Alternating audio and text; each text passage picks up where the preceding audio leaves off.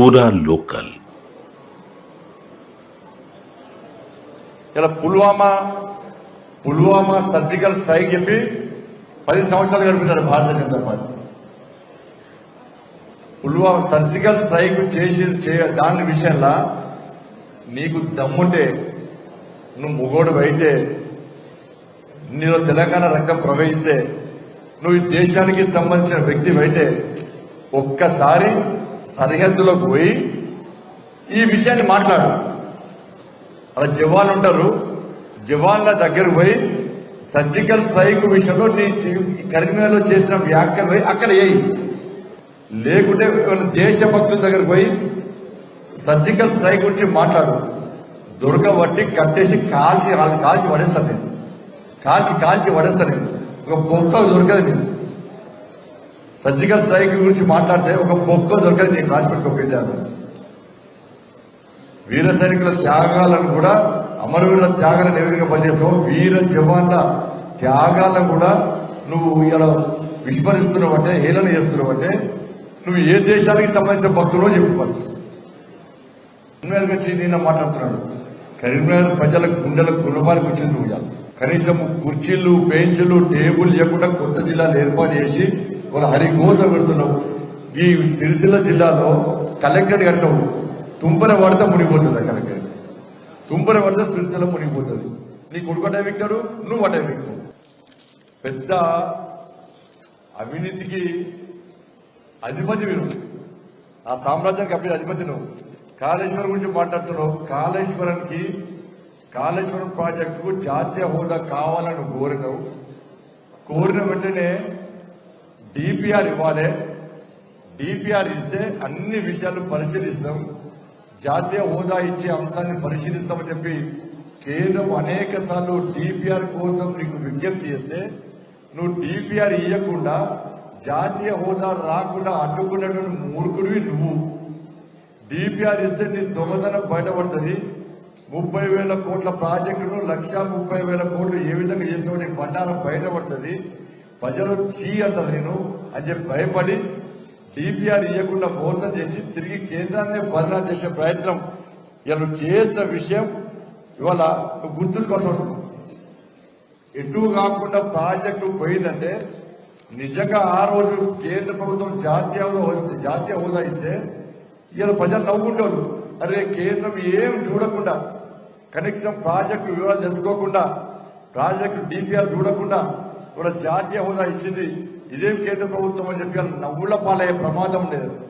ఇవాళ నవ్వుల పాలు అయితే ఇవాళ కాళేశ్వరం ప్రాజెక్టు గురించి అది పనికిరాని ప్రాజెక్టు అని చెప్పి వాళ్ళ నిపుణులు చెప్తున్నారు. దాన్ని చిన్న సమస్యగా సృష్టించే ప్రయత్నం చేస్తున్నావు. ఇక దాని గురించి కాంగ్రెస్ పార్టీ ఏం మాట్లాడుతున్నారు, విచారణ కొంచెం టైం చేసి తీసుకెళ్ళింది. అయిపోయి కదా. కాళేశ్వరం అడిగెక్కింది, ఫోన్ ట్యాప్ అమెరికా వెక్కింది, ఫోన్ ట్యాపింగ్ కేసు అమెరికా వెక్కింది.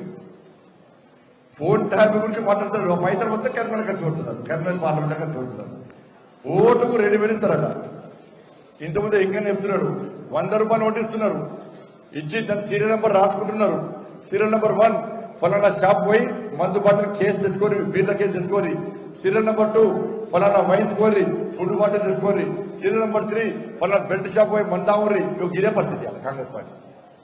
ఇవన్నీ ఫోన్ ట్యాపింగ్ కేసు పైసలే.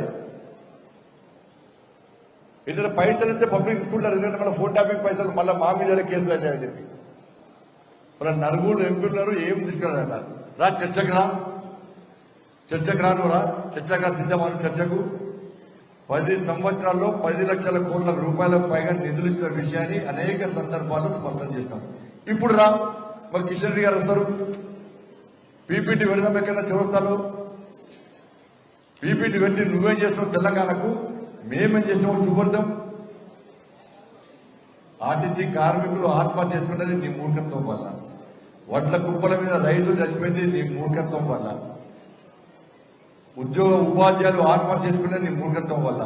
ఇంటర్మీడియట్ విద్యార్థులు ఆత్మహత్య చేసుకున్నది నీ చాతగాని తనం వల్ల. ఉద్యోగాలను యువత ఆత్మహత్య చేసుకుని నీ మూర్ఖత్వం వల్ల. కుటుంబాలు ఆత్మహత్య చేసుకున్నది నీ పార్టీ నాయకులకు అరాచకాల వల్ల. ఎస్సీ ఎస్టీ బీసీ వర్గాలు మొత్తం వరికోసపడ్డది నీ పాలనలో. అగ్రవర్ణాల్లో పేదలు ఇబ్బంది పడ్డది నీ పాలనలో. దేశంలో ఏ రాష్ట్రంలో లేని విధంగా నీ హయాంలో ఆత్మహత్య జరిగింది కాదు. ప్రజలు ఇబ్బంది పడ్డారు నీ హయాంలో.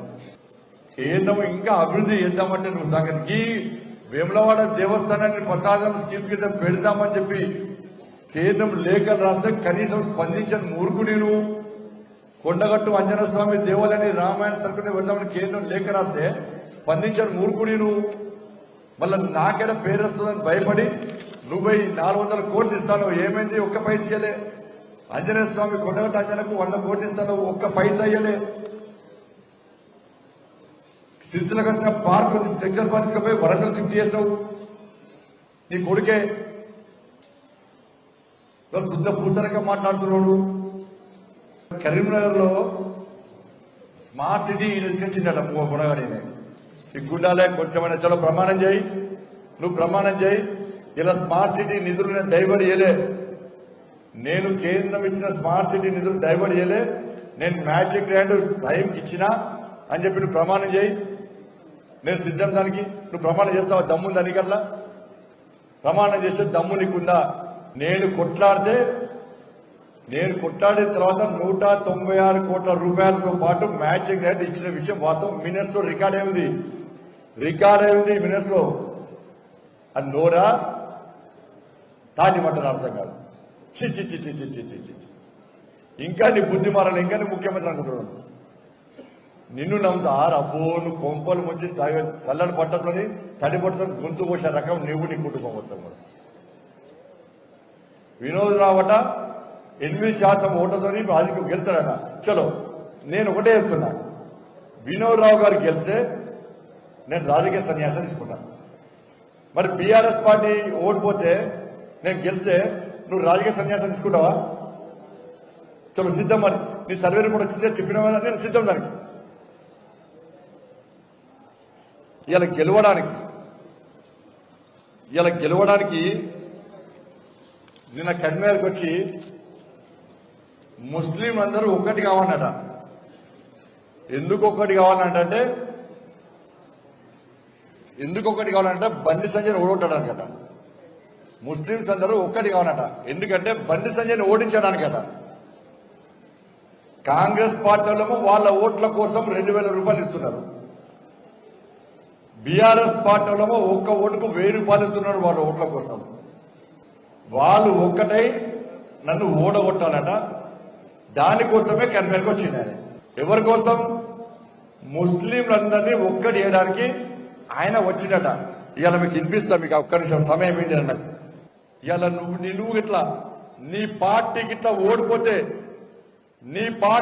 ఓడిపోతే నువ్వు ఏ వర్గం ఓట్ల కోసం కక్కుట్టుబడి ఆ వర్గం ఓట్ల ద్వారా గెలవాలని చూస్తున్నావో, నువ్వు గిట్లా ఓడిపోతే నువ్వు పోయి ఆ మతాన్ని స్వీకరించి ఇంకొకసారి రాజకీయాలు బంద్ చేస్తావా?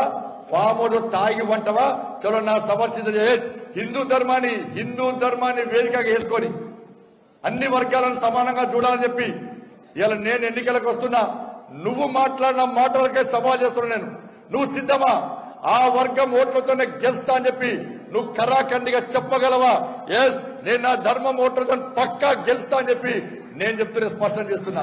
దాన్ని నువ్వు సిద్ధమా? ఇలా ఆలోచించి వాళ్ళ అరే సజ్జిక సాయికి హేళన చేస్తావు, రాముల వారి ప్రసాదాన్ని హేళన చేస్తావు, రాముల వారి అక్షింతలను హేళన చేస్తావు. ఇవాళ హిందూ ధర్మాన్ని హేళన చేస్తే ఒక వర్గాన్ని కొమ్ముగాసే ప్రయత్నం చేస్తావు. వాళ్ళు మాట్లాడితే సెక్యులర్ వాదులు, నేను మాట్లాడితే మతతత్వవాదిని. వాళ్ళ ఒక వర్గాన్ని కొమ్ముగాస్తే సెక్యులర్ వాదులు. నేను నా ధర్మం గురించి మాట్లాడితే మతతత్వవాదిని. వాళ్ళు మతం గురించి మాట్లాడితే సెక్యులర్ వాదులు. నేను అభివృద్ధి గురించి మాట్లాడితే మతతత్వవాదిని. నీ అభ్యర్థిని పోటీ నుంచి తప్పియాలను.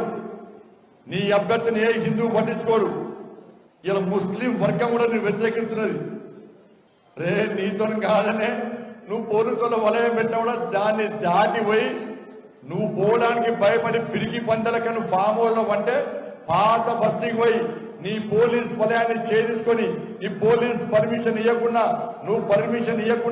నువ్వు అడ్డుకుంటా అని చెప్పినా కూడా ఇక్కడ కరీంనగర్ ఎంపీ బండి సంజయ్ భాయ్ చార్మినార్ దగ్గర భాగ్యలక్ష్మి అమ్మవారి దగ్గర జై శ్రీరామని గర్జించిన విషయాన్ని గుర్తుంచుకో కేసీఆర్. నీ గడిలు బద్దలు కొట్టింది బండి సంజయ్, నీ మెడలు వంచింది బండి సంజయ్, నిన్ను ఫాములకెళ్ళి గుంజుకొచ్చి ధర్నా చౌక నిలబెట్టింది బండి సంజయ్. నీ ప్రభుత్వాన్ని గద్దె దించింది బండి సంజయ్. ఇలా తెలంగాణ రాష్ట్ర ప్రజలు కాపాడింది బండి సంజయ్, భారతీయ జనతా పార్టీ కార్యకర్తలే.